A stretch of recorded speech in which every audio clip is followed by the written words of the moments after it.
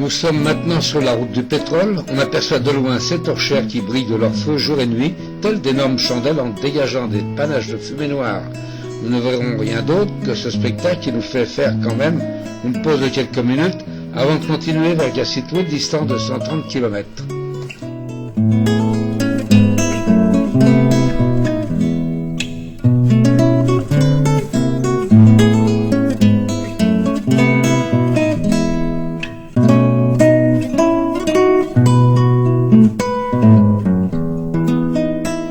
Gassitwil, un point sur la carte indique seulement une présence de professionnels du forage.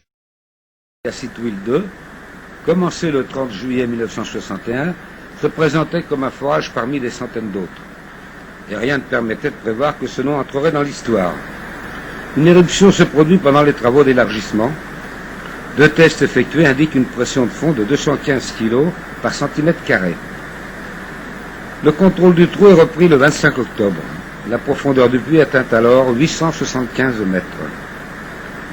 Le 3 novembre, nouvelle éruption à 986 mètres 80. Il est fait appel au déjà célèbre pompier américain Red Adair. De la boue est injectée, mais ressort vaporisée. En fin d'injection, l'incendie se déclenche pour une cause indéterminée. Une immense flamme surgit de terre, se dresse dans ce paysage désertique, dégageant une très forte chaleur, ce qui rend impossible toute activité normale à moins de 500 mètres. Un bruit assourdissant comparable à celui que ferait une gigantesque lampe à souder accompagne cette scène, venue tout droit de l'enfer. La flamme s'élève à plus de 100 mètres dans le ciel bleu. À l'époque, certains médias avaient surnommé ce puits en feu le briquet du diable.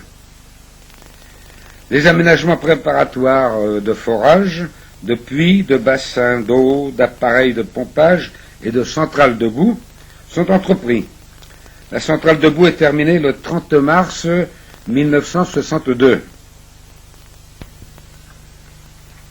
Avant l'extinction du puits, une dernière inspection a été possible grâce à une combinaison en tissu aluminisé. Le technicien, revêtu de cette combinaison, a pu s'approcher à moins de 10 mètres du geyser de feu dont la température a été évaluée à 1800 degrés.